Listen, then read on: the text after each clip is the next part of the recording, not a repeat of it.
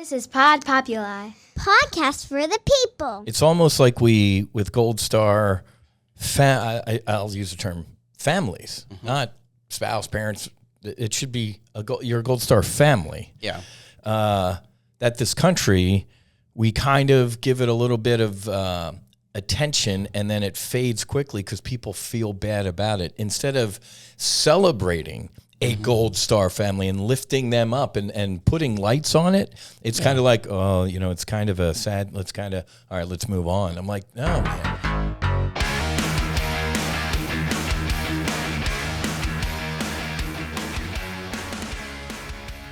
Good morning, good evening, good afternoon. Welcome aboard the Max Afterburner podcast, sponsored, powered, brought to you by the No Fallen Heroes universe. Ladies and gentlemen, we have a very special guest in our Max Afterburner studio, Andrew Glasscock. Welcome aboard, my brother. Hey, thank you for having me. Coming down from Indiana, right? Yes, sir. And you're a Boilermaker. I am a Boilermaker, not a Hoosier. Sorry to hear that. I'm a Notre Dame fan, so... Yeah, I mean, although they're not looking too, they not looking too good, man. Lost to the JV team last week. Let's not get off on a bad start. But so, folks, to bring you up to speed, Andrew reached out on social media. How'd you find No Fallen Heroes or Max Afterburner? Or? So it was one evening, super early, I guess, in the morning. I had seen something about your guys' foundation, and it caught my attention because it's one of the very few foundations out there that helps focus on supporting the Gold Star families and the families. And it caught my attention, and I just wanted to touch base and see what it was all about and if it could help me. And that's awesome. It obviously transpired from there. Dude, this is how the universe works. So Andrew sent me an email and said, hey, my brother Andrew. Chad. Chad, naval aviator, HSC 25. Yep. Tell us about you and your brother, man. First of all, where you grew up and your upbringing and all that stuff, and how he found naval aviation. Yeah, so we're from Indiana, small rural community, much different than Boca here. Yes, it is. Yeah, but he was 2 days shy of 2 years younger than me. And yeah, we grew up in a small community. Family is everything. And then he went to college at West Virginia University, about 5 hours from where we're from. And then he worked for a couple of years as a chemical engineer. And then, I mean, as you're familiar, there's only a handful of bachelor degrees that you have to become a naval aviator. Yeah. And chemical engineering was one of them. And so he wanted to do it. He took the aptitude test or whatever for it. I think it was his sophomore or freshman year of college. And he was going to drop out and go. But because he scored very high, and mom and dad are like, no, you need to finish college. And smart. Yeah. And then he went a couple years after he graduated, and he got his wings, and he flew helicopters, as I've told you. And yeah, unfortunately, he passed away on August 12th, 2023. What happened? It was in Guam, right? Yeah, it's night or bad weather, or do we know? It wasn't on duty. But there's still we're doing some checking on the some professional checking, I guess we'll go with. Yeah. And but yeah, it didn't make sense. Something didn't add up, and that I'll just leave it at that. Understood, my friend. It's funny you say that, because I snuck into naval aviation. I was a political science major, man. So nowadays, there's no way in hell I would have been able to fly F-18 Hornets for the Navy, because they need smart people now. And it sounds like your brother was a 500-pound head. Oh, he was I'm extremely intelligent, but he was the one that you wanted to stone because he never had to open a book, or he could literally just be in the same room as a book, and then he would ace anything. Yeah. But he didn't have to study for tests or the night before. He's just acing them. Look at once and he's done. But on the contrary, I mean, super good, smart student, but crazy as hell. And I mean, the ideal aviator. I was just going to say, you need a little bit of crazy to be in naval aviation. Absolutely. Whether it's flying helos, landing on a boat at night, and that's pretty intense. Yeah. So lost your brother. So your family, your parents are obviously Gold Star parents, and you're a Gold Star family member. So so Andrew reached out. He sent me an email. He said, "Hey, do you help? Does No Fallen Heroes Foundation help Gold Star families?" I said, "Hell yeah, we do," because you all serve too. Yeah, and you suffer loss and you suffer trauma. And that was actually kind of the biggest thing. What you just mentioned, that essentially we served too. I still remember I was in town one evening. It was like 2 or 3 weeks after he died, and I would go to grocery store, Walmart, like super late at night because I didn't want to see anybody. And I was walking in there, and some old guy, I don't know who he is to this day. I mean, he was old, and he ran over to me and he's like, "Young man, can I shake your hand and give you a hug?" And I'm like, "I'm not much of a hugger, but sure." And he hugged me and he whispered in my ear. He said, "Thank you for your sacrifice, son." And that's when it kind of hit that, we give up a lot, and it's not I don't care about the recognition. I care about the support. Amen. And that's what I'm trying to change, or lack thereof.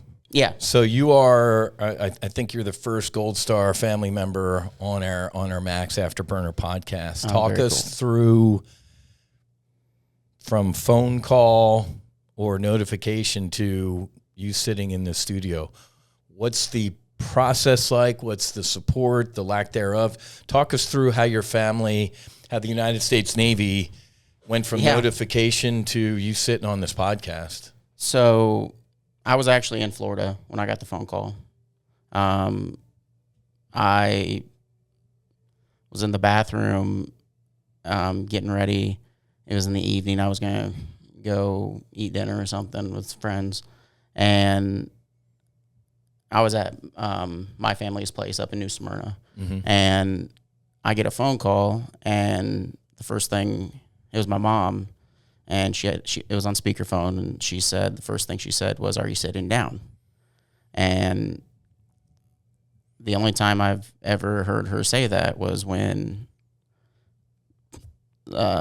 my dad's parents had passed.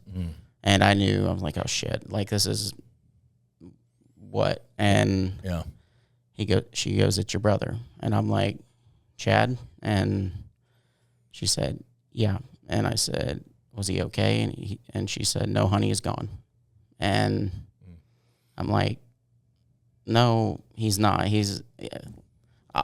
I'll call you back. I'll call him. He'll answer my phone call." Like, I mean, it was total shock. It was disbelief.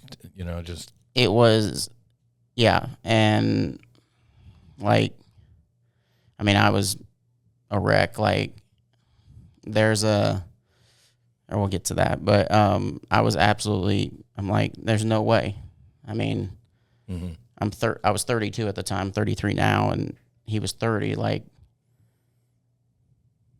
No, he's not supposed to be gone. Like, there's no way. And I just remember, I mean, it was ugly, like what happened after that. And I mean, threw up. I mean, it's things you wouldn't imagine. And like, I mean, I was just laying on the kitchen floor. Like, I mean, I was alone, and my mom's like, "Hey, just come back to Indiana. like, come back here. I said, my parents they've been married 37 years or something. I mean, they have an amazing marriage. Like, they love each other, and they have the marriage everybody wants, and they support each other, and it's a faith-centered marriage. And amen. Like, I knew, hey, mom and dad have each other, so I'm like, I need to process this. Like, I'm here, I'm 1,200 miles away. Yeah. I'm not driving back right now. Like, right? I need to just process. Yeah. And she's like, okay. I mean, we talk a lot, but I don't even remember a lot of it. I mean, it was just, there's no way. And it was, I mean, still to this day, I mean, it was a few days ago, I woke up and I saw a picture of him and I when we were little, and like, I just broke down because every morning you wake up and you have to remind yourself that they're gone. And I know you lost your sister, and like, there's a really interesting quote, and it stuck with me since I heard it. It's, when you lose a parent or grandparent, you lose your past. When you lose a spouse, you lose your present. And when you lose a child, you lose your future. But when you lose a sibling, that is the only individual that you don't subconsciously prepare yourself to lose. And so when you lose a sibling, you're losing your past, present, and future.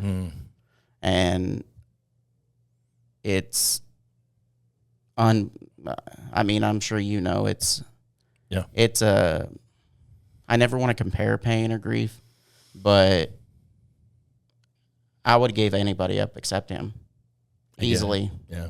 And and so we went through the motions, Keiko teams. For those that don't know, like, you have a Keiko team from where they died. You have casualty assistance, care officer, compassion officer. Casualty assistance. I forget what Keiko stands for. Yeah. Casualty, yeah.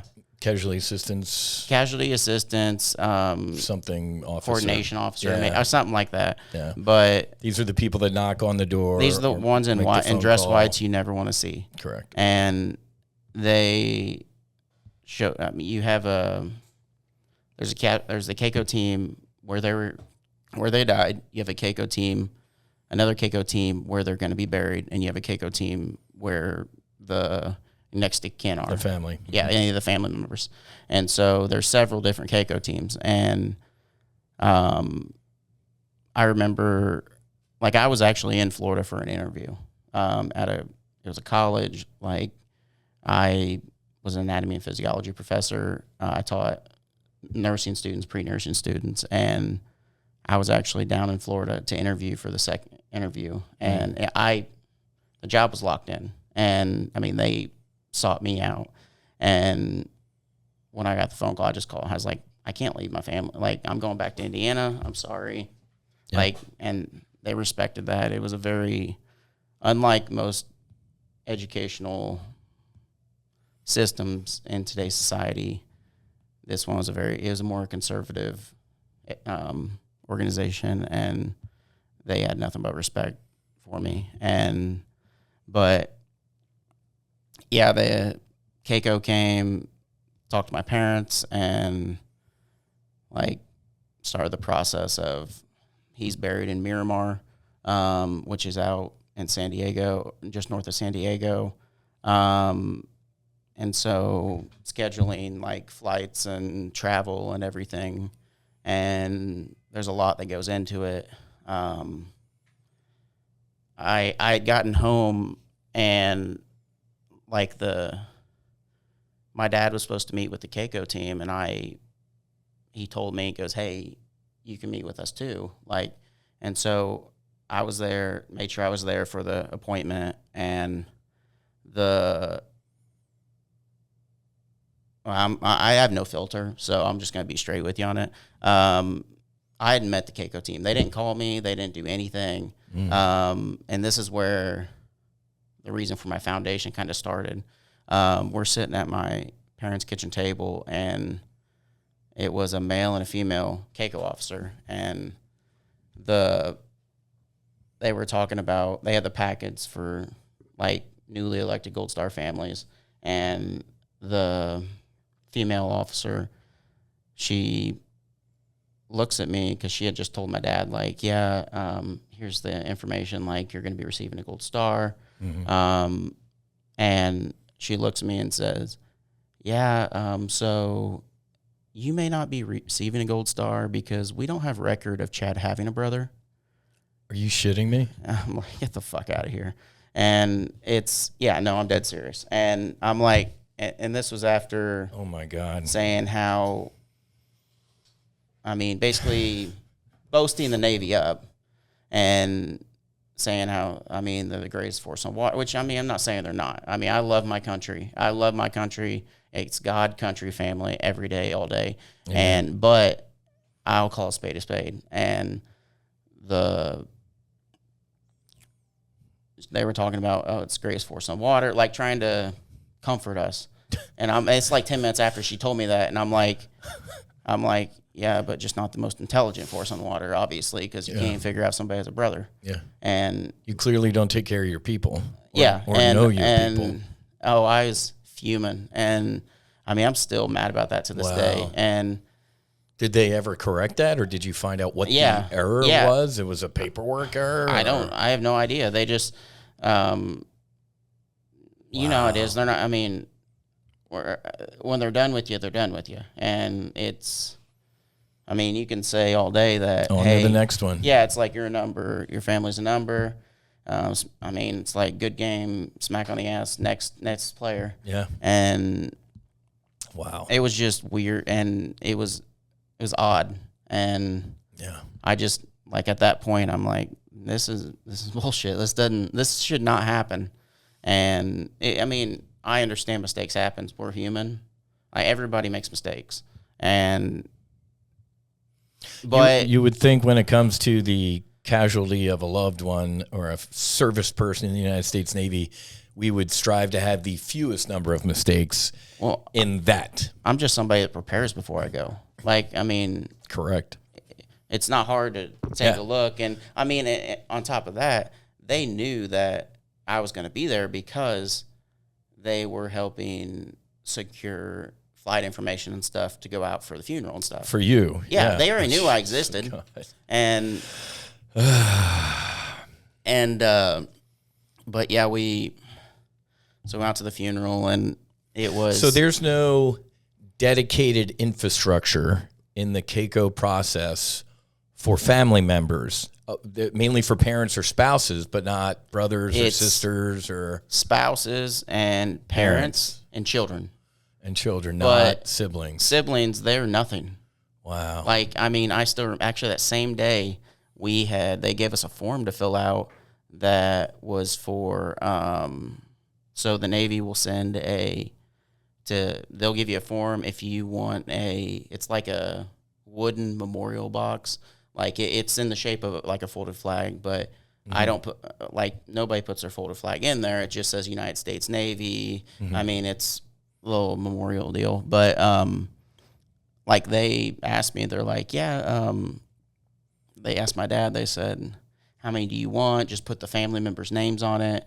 They're not supposed to charge anything for them. And by God, we paid enough. And they what more?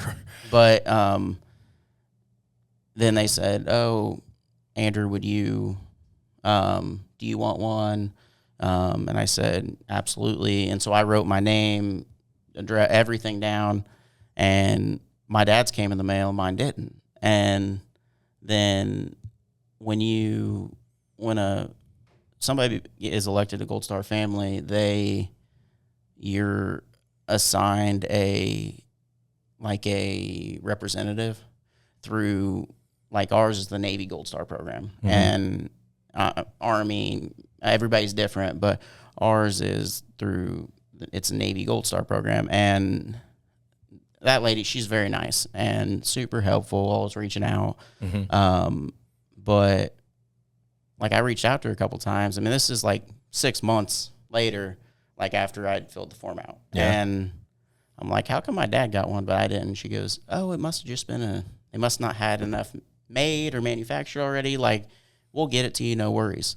Well, then it was less than a month ago. I talked to her again. I'm like, all right, it's been a year. Like, what's the deal? And she's like, oh, well, so per the guidelines, siblings don't qualify for that. Wow. And I'm like, I wasn't the one that asked for this. Like, you offered. Yeah. And I'm very black and white, cut and dry. And like, I'm somebody, you're supposed to stand behind your word. And I'm, at the end of the day, it's just a memorial trinket, box. But for me, correct. It's a principle. Yeah. And you asked, you promised something. I expect people to deliver. And she's like, my hands are tied. I mean, and I believe her. Like, her hands were tied. So I said, well, send me to whoever's hands aren't tied. Yeah. And so she sent Who's me the decision maker? She sent me to some commander. I spoke to him, and he's like, my hands are tied. And I said, okay, send me whoever your boss is. Oh, my God. I said, we'll keep going. And, like, you can't say no. So keep sending me whoever it is. And yeah. No's not the right answer. Let's find the person who can say yes. Let's find the person that can change this. Hold accountable. Be held, that can hold... Yeah. I guess not even just say yes, well, but no, say, do what's right. Yeah, do the right thing. Provide or follow through on what you promised. Yeah. And, I mean, it wasn't just that. It was that was a straw that broke the camel's back. But, yeah, I'm still working with that. I'm like 3 officers in, high-up officers in right now, and I got to call one sometime soon. But I'll get it. But, yeah, then we went over a year. It's been August 12th, so a year, and it's... year and a month. Wow. It's the 8th today, I think. Or what's today's? Oh, no, today's the 12th, 13th. Yeah, Friday yesterday the 13th. Was a year yesterday was a year and a month. But, yeah, then we went to San Diego for all that. That was terrible. One thing I didn't realize, I'm sure you actually probably know, is so every service out there in Miramar, it's 25 minutes long. And the reason for that is they have roughly 28 funerals a day. A day, yeah. And they have to simplify it's a flight them. schedule, yeah. And, yeah, so that was horrible. But it happened. Yeah, and then came back, and we actually had a memorial service here in Indiana for him. One of the cool things that did happen when I was out there was we stayed right by the Padres Stadium, and like I got tickets on SeatGeek or something, one of the sites, and when I was there, happened to some individual this gentleman was sitting there chatting with it. I asked where the water bottle fill-up station was. And he's like, oh, are you enjoying just nice guy. He was like 7 lane stretch or something. And he's like, you enjoy San Diego? I'm like, not really. But then we got to talking. He was actually, he was a vet. And he's like, I need you to meet somebody. And so he actually introduced me to a woman who is the director of military affairs and everything with the Padres. And she's like, hey, I need you to be here tomorrow for tomorrow's game. And I'm like, perfect, because I need to do something besides to get my head out of this. And so I went to the next game, and she had a little goodie bag or what. It was a Padres jersey. It was a challenge coin, Padres challenge coin. And I will always be a Padres fan for the way and she told me, she said, you ever want tickets to a game? Text me. Here's my number. So the Padres in 24 hours can make something happen, but the United States Navy is taking... The Padres sent me an email every day that I was there with 8 tickets in my inbox. Unbelievable. Second, third, fourth row, wherever I went. I mean, I could go to the private restaurant downstairs, the club or whatever they had down below. Yeah. I mean, yeah, whatever they said, pretty much the rest of my life. If I want to go to a game, reach out. Thank you to the Padres. Yeah. United States Navy could learn something from privately run organizations. What an absolute disaster. So funeral, Miramar, tough. Came back, try to figure out what life looks like. I'll never be whole again. I mean, that's something I've accepted. I try to put my faith first. Sounds like your parents and you are family of faith. And my whole family, yeah, everybody is. We are serious about our faith, and it's hard to keep your eye on God when you're so pissed off at God. And I get it. I don't think it's wrong to be pissed at God, because that just shows how much you truly love the person you lost.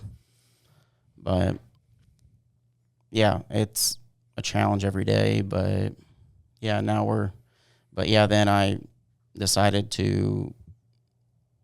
I didn't like what I experienced with losing a sibling. And so I decided to make changes, try to be a change, and that's what I'm trying to do. Be the change you want to see in the world. Yeah. So when you shot me an email and you asked if No Fallen Heroes helps Gold Star families, and of course we do. Talk to me about psychedelics. Had you heard of this before? Had you heard of? I mean, you probably heard of psychedelics before. I was familiar with them. Mm-hmm. I hadn't really dove in though. I will say I listened to episode 7 of your podcast, and I thought that was very informative and definitely something I'm interested in.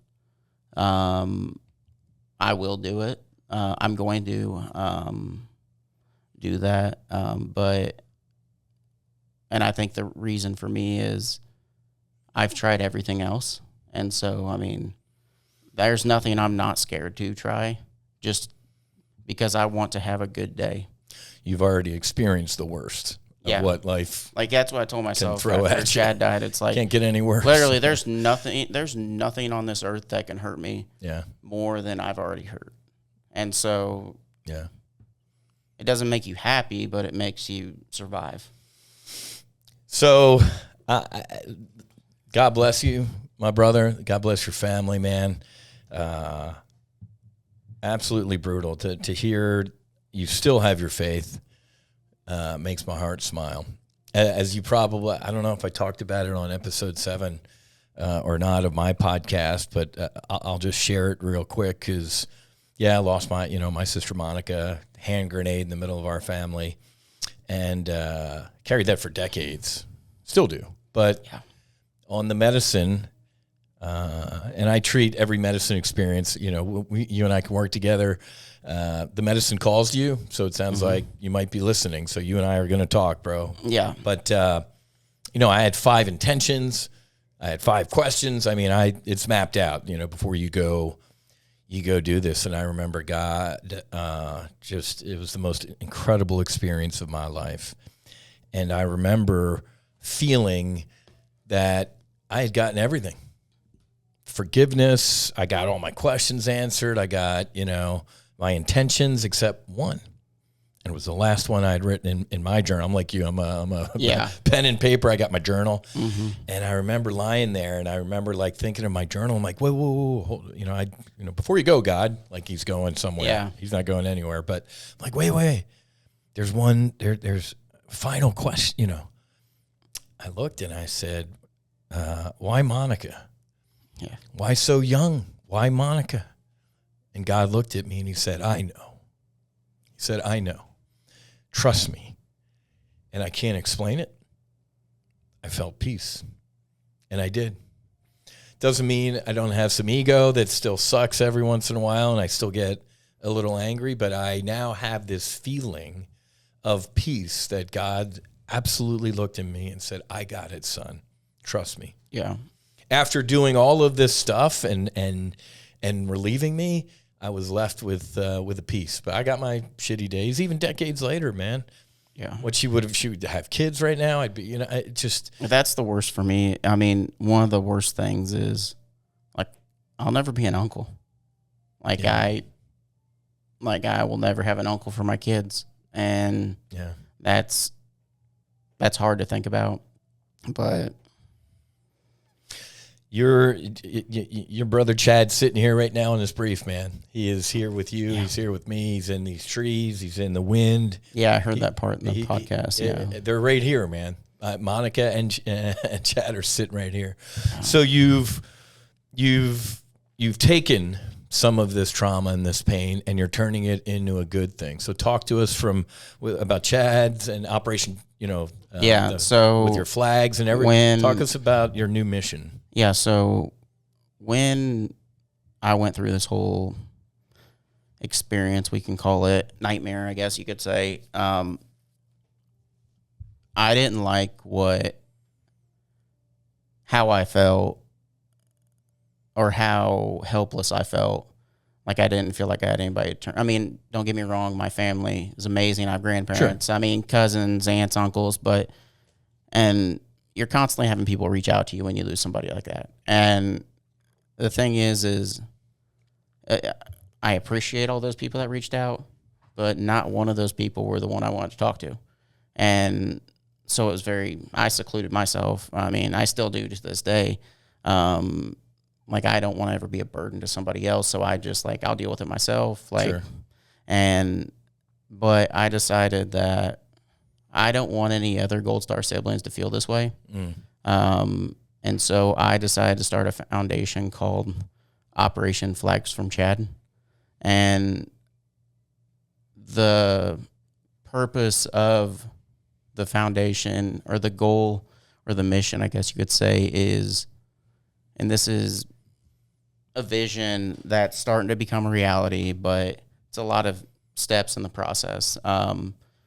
When we lose a service member, an active duty service member, my goal for this foundation is to take a wooden flag that I made and give it to the siblings of the fallen and tell them, thank you for your sacrifice, which goes back to the guy at the store that said that to me the first time, and let them know that, hey, we're thankful for what you gave us. And that is your brother or sister. And let them know that they're not alone. And, if they need something or someone, they now have somebody that will show up. Sounds like you're creating a squadron of siblings. Yeah, that's the goal. I hope to, once we really start getting flags moved to the siblings, that will touch those people enough where they want to be involved, and then have a network throughout the United States where I can send a flag to, if I'm going Arizona, I can send a flag to somebody in Arizona or Texas, and they're a Gold Star, and they can deliver that flag. Because I've had several people reach out and say they have a machining or woodworking shop, and they're like, hey, we'll make 10 flags a month for you and donate them. Wow. But I'm like, I love that. I appreciate it, but no thank you. That's not a flag from Chad. That's the thing, is it's a flag from Chad. And and then on top of that, I sell the flags to fund the foundation. And they're beautiful. I actually brought one with me, and what I tell people is, for every person that buys a flag, it's not only helping the foundation, but it's putting Chad's name on another home, and it's getting the conversation started, which to me is the most important part, letting people know. Because, I mean, honestly, most people in the world that don't have military affiliation, they don't know what the hell a Gold Star family is. Correct. And it's not their fault for not knowing. Correct. And so just educating, letting people know about these individuals out there that gave up something for you. Yeah. It's almost like we, with Gold Star, I'll use the term families, not spouse, parents. It should be your Gold Star family. Yeah. That this country, we kind of give it a little bit of attention, and then it fades quickly because people feel bad about it. Instead of celebrating a Gold Star family and lifting them up and putting lights on it, it's kind of like, oh, it's kind of a sad, all right, let's move on. I'm like, no, man, put some light on it. Celebrate a Chad. Celebrate the dude, man. West Virginia and, celebrate the life. I love me some General Patton. Every Memorial Day I post this. He's like, do not mourn these people. We should celebrate that they lived. Yeah. Put a lantern on it, man. Shine some lights on it. Yeah, and I always try to, let people know, especially somebody that's going through the grief process. You've experienced that too, is if you have somebody that you're close to that is going through grief, like, they don't need you that week. They need you in a year. Correct. And that phone call is going to mean a hell of a lot more than the phone call the day after. That's a great point, man. I absolutely agree with saying that. It's in the year 2, 5, not the immediate. Because the immediate, as you've spoken to, you're in a fog, man. You don't even know what you need. I had like 800 phone calls. Yeah. And it's overwhelming. Or maybe that was text message. I had over 150 phone calls. I don't remember exactly. Of all those people, maybe 10 people I called back. And it's right when it happens, you're trying to process it. And correct. Like, I don't need anybody at that point. I need to find myself at that point. Yeah. But in a year from now or 5 years from now. Yeah. And those people obviously thought they were doing good or trying to help. They did it out of love, but you're right. You're in a one-man luge right now of pain. Yeah, and I think it's what I've come to learn is in a moment like that, like with me, I had to realize it's okay to be selfish at that point. Absolutely. Like, it's okay to put myself first. It's not selfish, man. What do I tell people every time, next time you fly home, what's the flight attendant going to brief you? Hey, if we lose pressurization, put the mask on yourself. You can't save anybody else without saving yourself. You ain't good to anybody else if you're not good. So in that grieving process, you got to put the mask on yourself first. Yeah, and I've came to realize that with a lot of therapy and faith and everything is like, it's time for me to take care of me. And that's what I'm trying to do. And there is no timeline on grief. Well, my brother, we at the No Fallen Heroes Foundation are here for you. If the medicine's calling to you, let's talk. And I'm definitely interested. I have done quite a bit of research about it, and I think it's awesome what y'all are doing. I love working with people of faith with the medicine. Quick story. So Marcus Luttrell, lone survivor, he came home. Yeah, I actually know Danny Dietz's mom. Oh, no kidding. Cindy, she reached out to me, or somebody set me up to talk to her because she helps a lot of Gold Star families. So I talk to her probably once or twice a month or something. No kidding. I haven't talked to her in a couple months, but if I need her, she'll answer. And she's been really pretty amazing. I love hearing that. Yeah. That's so Marcus comes home and his wife was a little worried. She makes the Pope look Jewish. She's so Catholic. She was a little worried. Like, Marcus came home, new, clean, mean fighting machine. And she's like, they go to mass a couple times a week. I think he's a deacon now. I think Marcus is a deacon. They grow the flowers on the ranch for the church. It doesn't get any more. That's awesome. So she went and Melanie went and sat with the medicine. And she got me into an ambush. I'm like, hey, so how'd it go? She's like, Whiz, I lost my faith. I'm like, oh, shit. She's like, I don't need it. I experienced it. I'm like, oh. Yeah. She's like, you don't need to believe. it reinforced. Faith is trusting in something you don't see. And now when you've experienced it, amen. Now it's not faith, it's trust. It's belief. It's trust because you correct. Like it's me looking you in the eye and saying, I've got you. Exactly. And so that's really interesting. That's awesome. These medicines are, I've never been more, I mean, I'm not religious anymore. I've never been more spiritual in my life. I mean, I was recovering Catholic, altar boy and all that stuff because I went through, I remember sitting there going, what type of God kills my sister, destroys my family? And man, it took decades later for me to sit with these medicines and knock all that crap off. And God looked at me and he said, Matthew, I don't make imperfect things.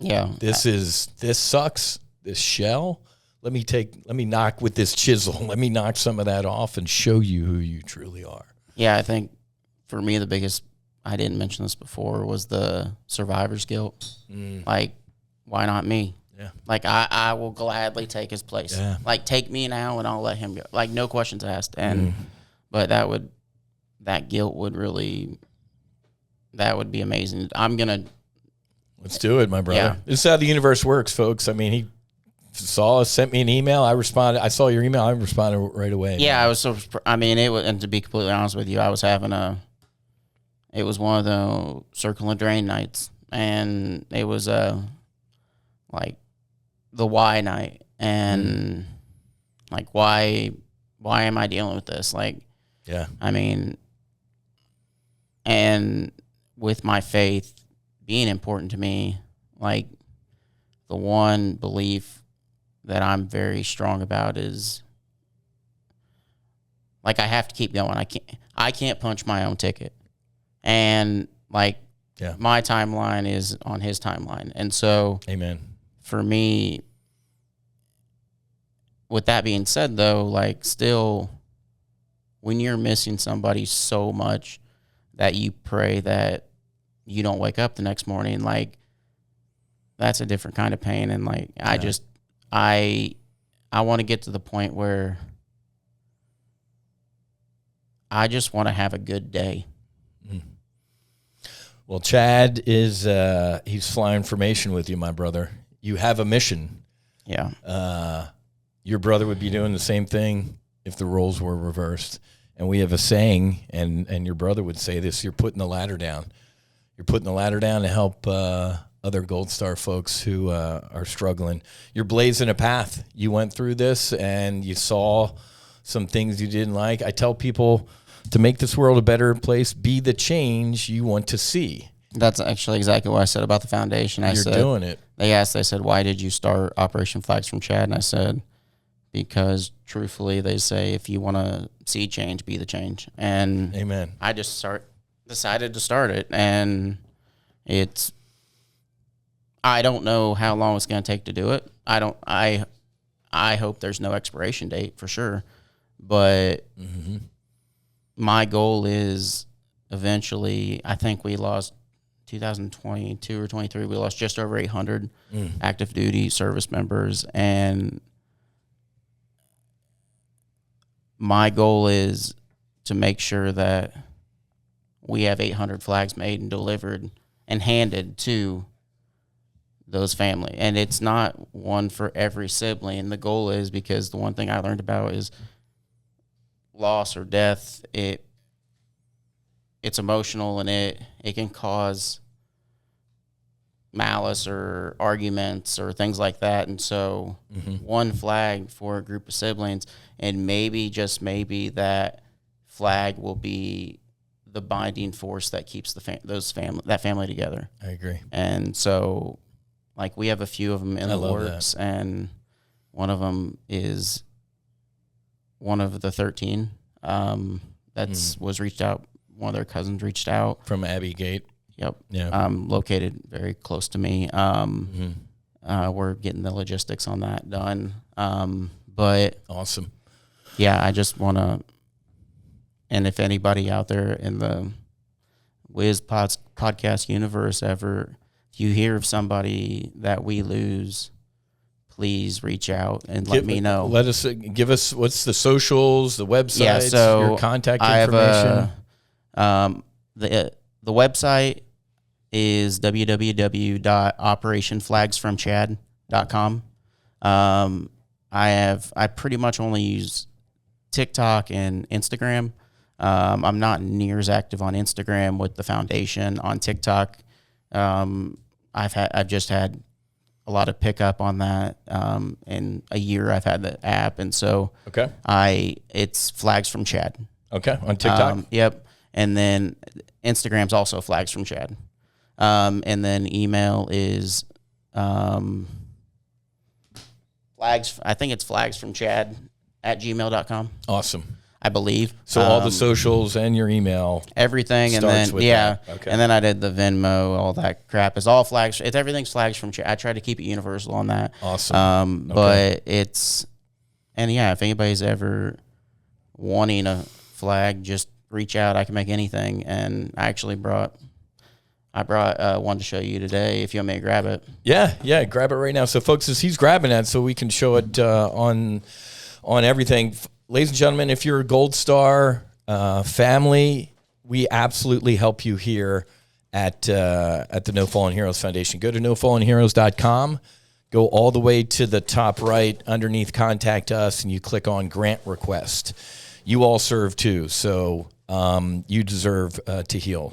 Just like Andrew, and we're going to hook our brother up here with some help here. So, wow, look at this thing, man. So it's not finished yet. Wow. I'm going to take it back and then bring it back. Look this is at actually that. for you guys.